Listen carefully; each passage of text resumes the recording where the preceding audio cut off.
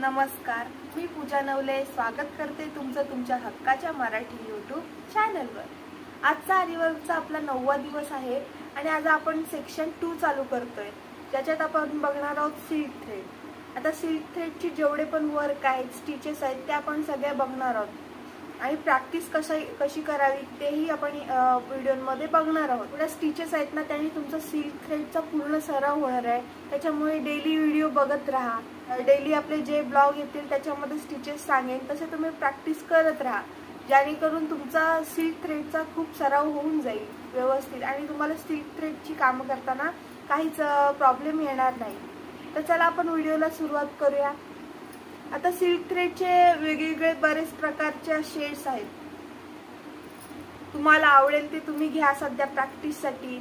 आणि जेव्हा वर्क मध्ये घ्याल तेव्हा ब्लाऊजच्या जेव्हा साडीचा आणि ब्लाऊजचा कलर बघून मग तुम्ही तो रील घेऊ शकता।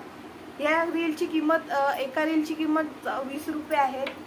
आणि आता बघा मी काय करते, सिल्क थ्रेडचं काम करताना आपल्याला 2 रील, एकाच कलरचे 2 रील लागतात, तर मग मी काय करते, एकच रील घेते आणि मग असा रिकाम्या रील मध्ये हे धागा असा दुसरा हे करून घेते, गोल गोल फिरवून घेते, म्हणजे हा रील पण भरून घेते थोडासा, जेवढा आपलं वर्क आहे तेवढा आहे भरून घ्यायचं।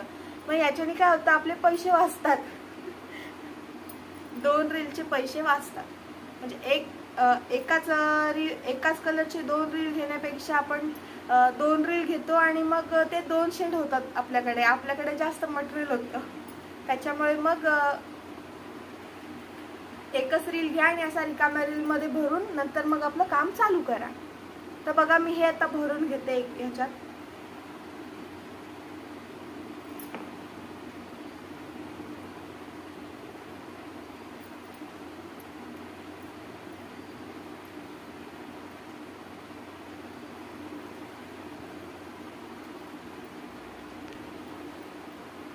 बघा मी अशा प्रकारे हा रील आता भरून घेतलेला आहे।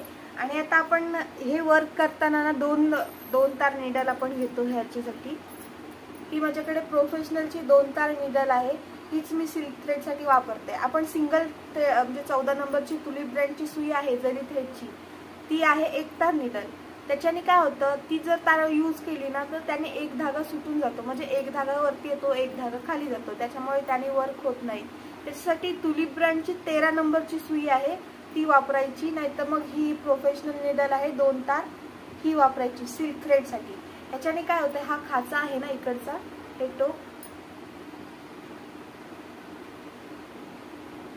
टोक थोडंसं असं खोलगट असतं, त्याच्यामुळे सिल्क थ्रेडचे दोन्ही धागे वरती येतात। चला आपण बघूया आता प्रॉपर स्टँडवर वर बघूया। बघा आता आपण हे 2 रील घेतलेले आहेत,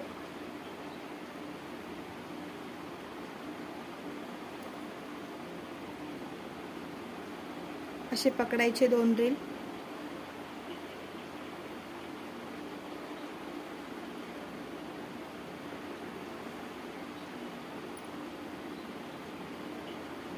जशी आपण जरी थ्रेडला गाठ मारतो ना, तशी याला हे 2 पदर एकत्र घेऊन नंतर याला अशी नॉट मारायची आहे।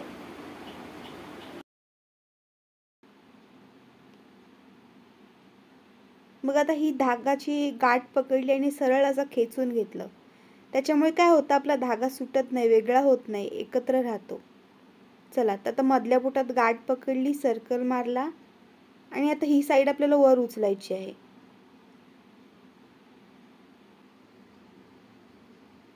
तर आपण सेक्शन 2 चालू करतोय, सिल्क थ्रेड। आता सिल्क थ्रेड मध्ये आपण चेन स्टिच कशी करतात ती बघूया। बघा आपण सुरुवात कशी करूया, राईट साईडून लेफ्ट साईडला जाऊया। बघा धागा वर काढला आणि नेहमीप्रमाणे आपण कुठल्याही स्टिचला बॅक साईडला एक टाका देतो, मगच आपली स्टिच पुढे कंटिन्यू करतो, त्याच्यामुळे मी एक बॅक साईडला टाका दिला। बघा सुईचं टोक खाली घातलं, त्याला धागा अडकवला, सुई वर काढली, टर्न केली, नंतर त्याच टोकाने धागा पुढे घेतला। बघा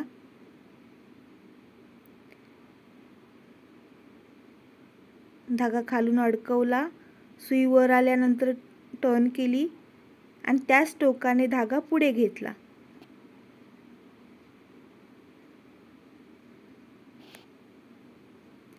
आता हे करताना ना आपल्याला खालून धागा अजिबात खेचायचा नाही आहे. खेचल्यामुळे काय होतं, धागा तुटून जातो किंवा मग तो फिनिशिंगमध्ये येत नाही. त्यामुळे खालून धागा एकदम सॉफ्टली पकडायचा, खेचायचा नाही. बघा, सुई वर काढल्यानंतर सुईच्या टोकानेच धागा आपल्याला पुढे खेचायचा आहे.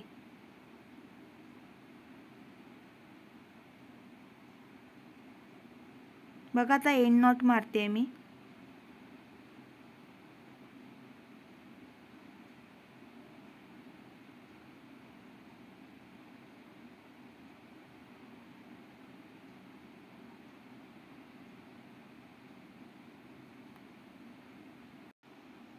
आता लेफ्ट साईडतून राईट साईडला चेन स्टिच मारूया.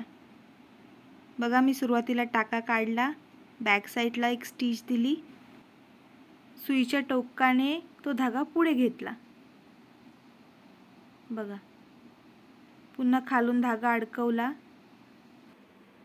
सुईचं टोक वर काढलं आणि सुई टर्न केली आणि सुईच्या टोकानेच धागा पुढे घेतला.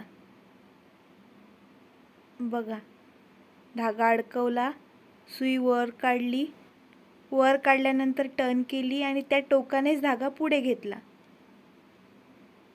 खालून अजिबात खेचायचा नाही.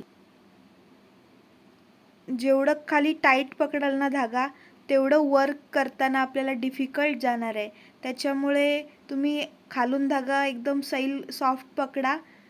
त्याच्यामुळे वर्क मग आपलं फिनिशिंगमध्ये येणार आहे आणि खूप छान तुम्हाला जमणार आहे. तुमचे काही डाऊट्स असतील ते मला कमेंटमध्ये नक्की विचारा आणि चॅनलला सबस्क्राईब करायला विसरू नका.